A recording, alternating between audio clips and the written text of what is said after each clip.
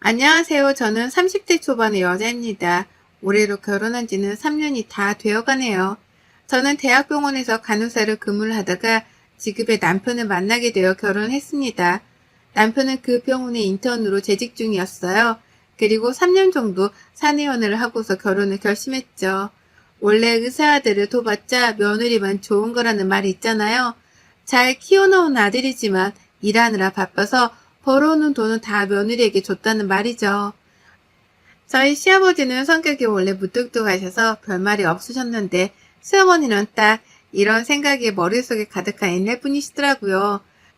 상견례 자리에서 저희 부모님이 앞에 계시는 와중에도 원래 의사 며느리를 얻고 싶었다며 아쉬운 내색을 비추셨고 민망한 저희 부모님은 그저 머쓱하게 웃어 넘겨야 하셨습니다. 다행히 남편이 저희 부모님께 따로 찾아뵈어 죄송하다고 어머님이 너무 옛날 분이시라 고지식한 면이 많은 사람이라 이해를 해달라며 저희 부모님이 언짢으셨을 기분을 풀어준 덕에 저희도 별일 아니라며 웃어 넘겼죠. 저도 지금보다 더 어렸을 때였기에 어른들 말씀은 그저 듣고 있어야 하는 줄 알고 내내 하기만 했었고요. 한 가지 아직도 기억이 남는 건 시어머니가 제게 자꾸만 제사를 지내본 적이 있는지 요리는 곧잘 하는지에 대해 물어보셨다는 겁니다. 종교가 다르지 않는 이상 명절에 시골로 내려가 제사를 지내야 하는 사람이 많았기에 저는 혹여나 시어머니께 점수를 잘 딸 수 있을까봐 어릴 적부터 잘 봐왔다며 제사 잘 지낼 자신이 있다고 자신 있게 대답을 했는데요. 그런 절 기특하거나 예쁘게 보지는 못할 망정 애쓴다는 표정으로 쳐다보던 시어머님, 뭔가 기분이 나쁜데 찜찜하기까지 했던 시부모님과의 첫 만남은 그렇게 끝이 났습니다. 그리고 저희는 얼마 지나지 않아 바로 결혼 날짜를 잡았고 결혼하기 전날까지 저희는 둘 다 당직을 서고 있었어요. 그런데 제가 그만 남편이 동료 레지던트들과 하는 이야기를 들어버렸죠. 우리 정도면 맞선도 잘 들어오는데 왜 간호사랑 결혼하냐고 책 잡힌 거 있냐고 별 기분 더러운 말을 해대며 남편에게 히히덕거리며 결혼의 이유를 묻던 동료들. 남편은 거기다 대고 아니라는 말도 안 하고 그저 땅만 보며 듣기만 하고 있더군요. 그 순간 이 사람이 날 사랑하지 않는데도 결혼을 하려는 건가 싶어서 눈물이 왈칵 쏟아져 나올 뻔했는데 남편이 딱 한마디 던지더군요. 착하잖아. 라고요. 제가 착하대요. 이때 이 말을 더 냉정하게 따져봤어야 했는데 전 또 이 사람이 저를 사랑하는 이유가 착해서라고 하니 좋다면서 모른 척 그날의 기분이 나빴던 대화들을 잊고 다음날 식을 올렸습니다. 남편은 이 집의 막내 아들이고 남자 형제만 둘이 더 있는데요. 그중 큰 아주버님은 남편과 마찬가지로 의사시고 작은 아주버님은 다른 직종의 전문직에 종사하고 계시는 분이셨어요. 저희 시어머니가 자식 농사는 정말 잘 지으신 거죠. 모두 결혼도 진작에 하셨는데 특이한 것은 두 형님들 모두 직업이 없이 주부로 지내고 계셨던 것이었어요. 남편이 돈을 잘 벌어오기도 하고 나중에 들어보니 두 분 모두 집안도 빵빵 하시더라고요. 아주버님들이 선을 보고 좋은 집안 여자들과 결혼한 것이었죠. 그래서였을까요? 유독 어머님이 의사 며느리를 원하셨던 이유, 그리고 남편이 그닥 저와의 결혼에 욕심이 없어 보이는 이유, 모든 게 다른 형제들과 비교가 되어서 그랬나 싶어 알 수 없는 자괴감이 밀려왔습니다. 그래도 제가 잘하면 남편과 시댁에 최선을 다하면 모두가 만족해하고 행복하지 않을까 싶었죠. 하지만 예상치 못한 난관에 부딪혔습니다. 이 집안에 시집와서 알게 된 것이 1년의 제사만 해도 무려 13번, 13번이라는 겁니다. 한 달에 한 번씩 하고도 한 번을 더 해야 하는 이 제사를 주부로 지내고 있는 다른 형님들은 손 하나 까딱하지 않고 저희 시어머니가 혼자 해오고 계셨는데요. 집안이 빵빵하고 사돈의 기에 눌려서 제사 한 번 시키는 시집살이를 시켜본 적이 없던 시어머니는 집안도 별볼일 없고 남편이 일하는 직장에 간호사로 일하고 있다니 괜히 만만하셨는지 그 제사거리들을 모두 저한테 넘기신 겁니다. 어릴 적부터 엄마가 하신 걸 보기만 했지 저 혼자 도와주는 사람 하나 없이 나이 드신 시어머니 옆에서 그저 시키시는 대로 전 부치고 국 끓이고 또 과일이며 떡이며 남편이 제게 주는 생활비에서 나눠서 사기까지 해야 했던 어처구니 없는 임무가 막내 며느리인 제게 주어진 거죠. 저요, 간호사로 3교대 돌아가며 일하는 것만으로도 보람은 있지만 너무 힘들고 몸이 지쳤었는데 꼭 야간 근무를 선 다음 날이나 이제 막 근무를 마치고 돌아오자마자 제삿날이 다가오는 바람에 몸 한 번 제대로 쉬게 내버려 두지 못하고 곧장 제사 음식 사다가 몇 시간 동안 쭈그려 앉아 집안일을 해야 했습니다. 시어머님의 투정과 잔소리를 다 받아내는 건 당연한 것이었고요. 그 사이 다른 형님들이요, 너무나 태연하게 제사 준비가 다 마무리되어 갈 때쯤 되어서야 하나둘 도착을 했어요. 그리고는 언제나 그렇듯 오늘도 수고했다며 수고하셨다며 저와 어머니께 번갈아 인사를 하시고는 그제서야 두 팔 걷어 완성된 음식들을 나르며 일을 돕곤 했어요. 그 덕에 누가 먼저 말을 꺼내지 않는 이상 일 끝나고 뒤늦게야 집에 오시는 아주버님들이 자신의 와이프들은 손 하나 까딱하지 않고 제사만 지내려 오는 걸 알 수가 없었죠. 전 그렇게 남의 집 조상을 위한 상차림을 하는 이 짓거리를 무려 지난 3년간 해왔습니다. 매달 매년 잊을만 하면 찾아오는 제삿날에 집안의 경조사까지 포함하면 사실상 13번이 아니라 20번 정도는 해마다 모였다고 할 수 있겠네요. 그때마다 집안의 가사노동은 제 담당이었고요. 그렇게 살면서도 저는 잠도 제대로 자지 못한 채 좀비처럼 병원으로 곧장 출근하거나 만신창이가 된 채로 집에 와 뻗어버리는 등 몸이 많이 망가져 갔습니다. 그 사이 2번의 유산도 겪어야 했고요. 제사로 인한 심적, 그리고 신체적 스트레스 때문이었죠. 계속 바빴던 일 때문에 제대로 저에게 신경을 써주지 못했던 남편은 그제서야 제 몸이 위험한 상태임을 감지를 했는지 먼저 일을 그만두고 푹 쉬는 게 어떻겠냐는 제안을 했고, 저는 고민할 것도 없이 너무 지쳤던 나머지 알겠다는 말을 하고는 당장 병원에 사표를 냈습니다. 그러지 않고선 제가 정말 죽을 맛이었거든요. 같은 병원에 근무하는 건 아니었지만 제가 2번의 유산과 결국 병원까지 사표를 냈다는 소식에 큰 아주버님은 가장 먼저 전화를 걸어 안부를 물어봐 주셨어요. 남편만큼이나 일이 바빠 집안일에 도통 신경을 못 쓰셨지만 눈치가 있으신 건지 가장 막내인 제가 늘 고생이 많다며 평상시에도 따뜻한 말씀을 자주 해주신 분이셨죠. 본격적으로 일을 그만두고 나니 야간에 일을 하지 않아도 되는 덕에 규칙적인 잠을 자며 휴식을 취할 수 있었습니다. 잠만 제대로 잤는데도 몸이 나아지는 기분이 들었어요. 당분간만이라도 그동안 힘들고 바쁘게 지내온 제 삶에 위로라도 해보자며 전화기도 꺼놓은 채 정말 집에서 잠만 자고 먹고 싶은 거 시켜 먹고 보고 싶었던 드라마를 몰아서 보며 온전히 저에게 집중할 시간을 보내고 있었습니다. 그런데 또다시 시어머니께서 회방을 놓으셨습니다. 시어머니 생신이 다가오고 있었는데요. 기존의 가족들이 대화를 나눴던 말 그대로라면 제가 몸이 약해져 병원을 그만두기도 했고 평소 가족들 제사로 집에서는 일을 많이 해왔으니 이번에는 밖에서 조촐하게 외식을 하며 생신 파티를 하자고 남편과 큰 아주버님이 번갈아가며 시부모님께 미리 연락을 해두셨어요.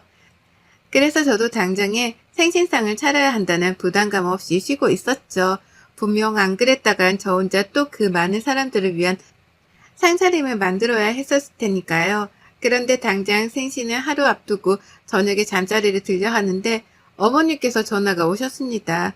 몸이 너무 안 좋아 밖에 나갈 기운이 없다며 집안에서 생일을 보내고 싶으니 내일 저녁에 집에 모이라고 전화를 돌리고 계셨더라고요. 그리고 저한테는 그보다 일찍 와서 함께 저녁상을 차리라고 하시더군요. 이미 트라우마가 된 것일까요? 집으로 오라는 어머님 말씀이 어찌나 듣기 싫고 속이 답답해지던지. 그런데 제가 이제는 병원도 그만뒀다는 것을 알고 계셨던 어머니께 뭐라 핑계를 댈 거리를 못 찾았습니다. 그래서 다음날 일찌감치 또 시댁으로 찾아가 정말 아픈 건지도 모르겠는 시어머니를 보면서 저는 혼자서 어른들과 아이들까지 포함한 생신상을 또 한가득 차려냈죠. 중간중간 제가 만든 음식들 간을 맞추고는 도로 안방으로 들어가시던 어머님, 그리고 그런 제가 안쓰러운지 옆에서 계속 돌아다니시며 수저를 나르시고 상을 닦으며 미안해 하시던 아버님. 왜 이렇게까지 종부리듯 저를 부려먹나 싶어서 약속된 시간이 다가갈수록 제 속은 울그락불그락 천불이 나기 시작했어요. 그리고 곧 큰 형님네 작은 형님네 가족들이 하나둘 도착을 했습니다. 먼저와 상차림이 완성된 모습에 형님들은 놀라시더군요. 어제 어머님 전화로 형님들께는 먼저 와서 상 차리는 거 도와달라는 말을 한마디도 꺼내질 않으셨더라고요. 제사 때처럼 별말 없으시길래 생신상은 어떻게 차리나 싶어서 혹시 몰라 식당에서 포장해 왔다며 초밥 세트를 내밀던 작은 형님. 그 순간 저도 모르게 눈물이 왈칵 쏟아졌어요. 어떻게 며느리들이 다 같은 주부인데 지금까지 3교대하며 힘들게 일하다 이제 막 퇴직하고 휴식을 하고 있던 막내인 저한테 상을 차리라고 하고 다른 형님들께는 먼저 오라는 말씀 한 번 안 꺼내신 건지 너무한 거 아니냐며 아주버님들 다 계신 앞에서 저도 모르게 작은 형님께 건네받은 초밥 세트를 바닥에 던져버렸습니다. 그리고는 제가 너무 힘들어서 아이를 2번이나 유산한 거 알고 계시냐며 흘러내리는 눈물을 주체하지 못하고 꺼이꺼이 울었네요. 아이 유산에 대해선 전혀 모르고 계시던 시부모님은 적잖게 충격을 받은 표정이셨습니다. 본인이 저지른 짓 때문에 괜히 찔렸는지 시어머님은 별 시덥지 않은 소리를 해대며 저를 오히려 혼내기 시작하셨어요. 이젠 하다 일도 그만두고 집에서 편하게 쉬더니 팔자가 빈 거라며 원래 사람이 유산도 하고 임신도 하는 거라며 옛날에는 더 그랬다는 겁니다. 이제 보니 저희 시어머님은 그저 제가 못마땅하셨는데 일까지 그만두고 주부로 산다고 하니 샘통이 나서는 생일도 일부러 집에서 한다고 우기셨고 그 생일상을 온전히 저 혼자 또 차려내도록 만드신 것이었어요. 그동안 첫째, 둘째 며느리한테 못해보는 시어머니 노릇을 가장 만만하고 우스워 보이는 저한테만 하고 계셨던 겁니다. 원망스러워 시어머니를 노려보려는 그때 찰싹하는 소리와 함께 시어머니가 거실 바닥으로 미끄러져 넘어지셨어요. 듣다 화가 난 시아버지가 저를 대신해서 아들 며느리들 앞에서 시어머니의 뺨따구를 확 때려버리신 겁니다. 그만 좀 닥치라는 말과 함께 말입니다. 저를 포함한 모두가 놀래서 순간 집안의 정적이 감돌았어요. 그리고 때마침 밖에서 듣다 화가 나 한 소리 하려고 집으로 씩씩거리며 들어온 남편도 바닥에 쓰러져 있는 어머님을 보고는 눈을 굴리며 한숨을 푹 쉬었어요. 온 가족이 주저앉아 잘못한 줄은 여전히 모른 채 쪽팔려만 하고 있는 어머님을 바라보기만 한 채 아무도 부축해주지 않고 있었어요. 아기까지 잃어가며 시집살이 당해온 제게 미안했던 겁니다. 남편이 결국 가장 먼저 나서더군요. 엄마가 형수님들 어려워하니까 착한 우리 와이프한테서 시어머니 대접 받아보려고 싶어하는 것 같았다고. 그래서 치사한 줄 알지만 곧 끝나겠거니 하고 참았다고. 그런데 이건 너무하다며 저를 대신해 어머니께 화를 내더라고요. 이딴 의식이 다 무슨 소용이냐며 제가 차려놓은 생신상을 발로 차는 바람에 음식 담긴 그릇들이 상에 떨어져 바닥이 흥건해졌어요. 그러자 시아버님께서 다들 그만하라며 한 차례 더 소리를 지르셨습니다. 그리고는 이제 제사고 뭐고 다 필요 없으니 올 필요 없다며 저희를 다 내보내려 하셨어요. 그리고 마지막에 덧붙이신 한마디, 막내 애기가 다 준비해놓고 나서야 나몰라라 하다가 들어와 손만 거들던 며느리들도 이젠 필요 없다며 니들 둘은 다시는 우리 집에 얼씬도 하지 말라며 제가 결혼 후 처음으로 큰형님과 작은형님이 시부모님께 혼나는 것을 보게 되었습니다. 아버님의 한 말을 뒤늦게 무슨 소리냐며 상황 파악을 하기 시작한 아주버님들. 그제서야 자신의 아내들이 제사상 한번 차려보지도 않고 마지막에 도착해 일을 거둔 척만 했다는 것을 알게 된 것입니다. 뒤늦게야 발 동동 구르며 바빠서 일이 생겨서 늦게 오게 된 것뿐이라며 변명을 늘어놓기 시작한 형님들. 저와 시어머니의 갈등으로 일어난 싸움에 졸지에 형님네 부부들 부부싸움이 일어나고야 말았습니다. 그래놓고 그동안 시댁에 제사가 많다며 늘 생색을 낸 거냐고 화내고 언성을 높이다가 결국 남편 따라 제가 차려놓은 생신상을 발로 걷어차기 시작한 큰 아주버님. 그 사이 남편은 저를 이 난장판 뒷구석에서 데리고 나와줬어요. 남편 손에 이끌려 시댁을 벗어나는 길이 어찌나 즐겁던지요. 저는 손 하나 까딱하질 않았는데 식구들이 서로 하나씩 터뜨리며 결국 덕분에 저는 이제 다시는 시댁에 갈 명분도 일도 없어졌습니다. 차를 타고 나서려는데 아주버님들이 달려 나오셨어요. 미안하다고 그동안 일이 바쁘다는 이유로 집안 사정을 몰랐다며 집안의 장손이 큰 아주버님은 유난히 얼굴을 들 면목이 없다며 제게 형님 목까지 미안하다는 말씀을 반복하셨습니다. 다음 날이 되어서도 큰 아주버님과 작은 아주버님은 형님들을 데리고 저희 집으로 찾아오셔서 또 함께 사과를 하셨습니다. 그간 혼자 고생이 많았다고 미안하다는 말과 함께 말입니다. 시어머니가 별로 시키는 것도 없고 간섭도 하질 않으니 그저 막내인 저도 그렇게 지내는 줄 알았다며 형님들도 자기 남편들 앞에서 잔뜩 겁을 먹고는 사과를 하시더군요. 어머님이요. 한참을 마지막 자존심을 세우려는 건지 전화 한 통 없으시다가 나중에 큰 형님의 말씀을 들어보니 지금 아버님과 각방을 쓰는 중이라 하더군요.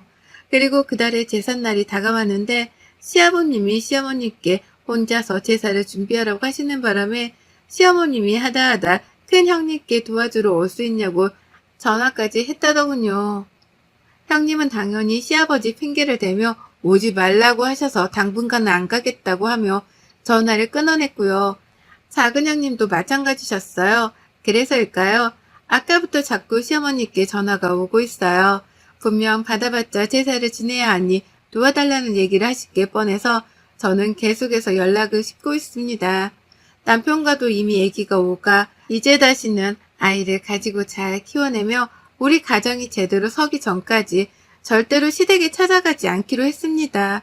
하지만 전 그 후에도 절대로 시댁에서 제사를 지내고픈 생각이 없네요.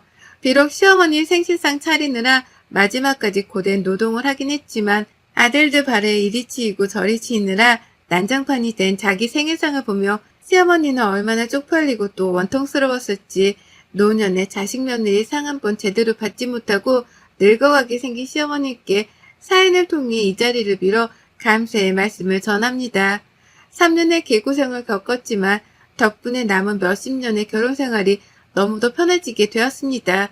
만수무강하시고 장례식 때나 봬요. 여러분의 생각은 댓글로 남겨주세요. 오늘도 시청해 주셔서 정말 감사합니다.